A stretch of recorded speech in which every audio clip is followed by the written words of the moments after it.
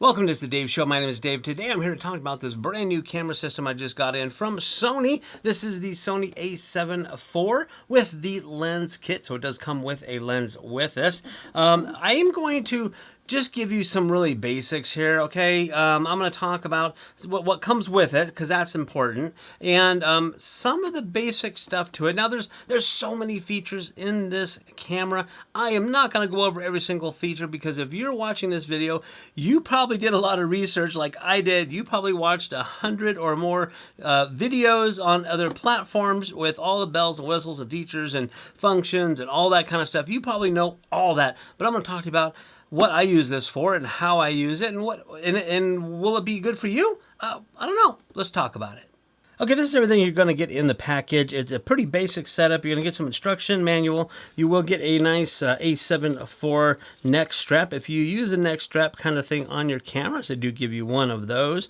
And you are going to get a battery pack. This is the Sony's newest batteries, the FZ100 like smart battery. And the way to charge this, it doesn't come with a battery charger as such like a lot of their other cameras or their higher end cameras. You do need to charge this up inside the camera. They give you a USB cable, USB-C, because that attaches here. I'll show you that in a bit, and the USB-A, but they do give you a quick charger. This one is regulated for the power, so it's not going to fry your camera. Make sure you use this. Plug that in, plug this in, put the battery in the bottom. Again, I'll show you that in a second to charge your battery. Very simple. And then this one here comes with the lens. This is the lens kit. Now, these cameras come in a lot of different ways. You can buy the body by itself. You can buy it with a basic lens kit. And then there's other places that throw in all kinds of stuff. So depending on what kind of kit you buy, it will vary. So be sure you realize what it is you're buying and what you're supposed to get. But this is a 28 to 70 lens. It's called a kit lens. It is made by Sony. Now this one, the f-stop is 3.5 to 5.6 depending on where you are in the zoom range. So it's not a really fast lens.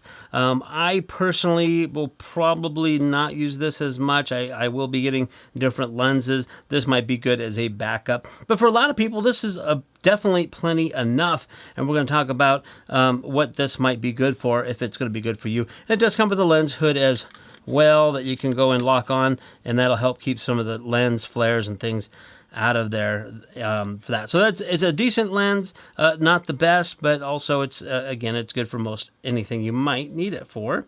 Okay, here's the camera itself. This again is one of Sony's newest cameras. It is a very nice and easy to hold. My pinky does kind of slip off the grip part of it. So a lot of people do get some extra grips on these, like battery grips for a little bigger hole, but it's nice because it's kind of compact, but it is a powerful powerhouse.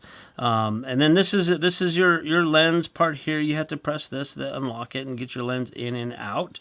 On this side here, there have some doors. So there's a microphone, and you have a headset, and then you have your USB connectors, and that's where you plug the charger in. I was showing you before, when you put your battery in, you plug your charger in there. There's another USB connector here, and then there is a full-size HDMI, which is nice because I actually use a monitor, but that you can bring the signal out.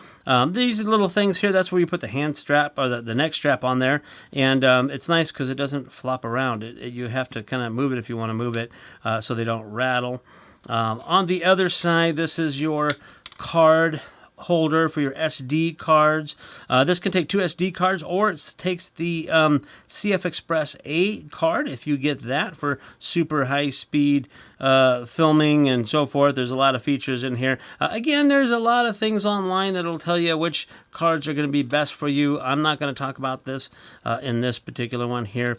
But there is, of course, your screen. This is kind of a nice little feature. It is a articulating screen. You can get it. You can move it about different angles. I do a lot of vlogging and so forth, so this is good. I do a lot of self-filming as well in here, the studio, as we're doing it now. The cameras that I have all have little flip screens. Very nice to have. You can tuck it away, and it can protect it as well. And Again, this thing has features galore. I don't want to go over all of it because that is a whole, hour-long video or whatever. But it's nice because you can separate your photography to video to S&Q, which is slow and quick for like a high-speed time-lapse or super slow speed kind of thing. A lot of customizable menus, easy to get to stuff. It's a very, very nice camera. Now, this camera is the one that has a 33 megapixel sensor to it, so photography is great on this, but it also does high quality 4K video as well. Okay, I wanted to just quickly lay that out for you and what you get and so forth. Again, this has a lot of features to it. You can look those up, or you probably already know it. But what I want to talk to you about is, what is this good for? Who is this good for? Why did I get it?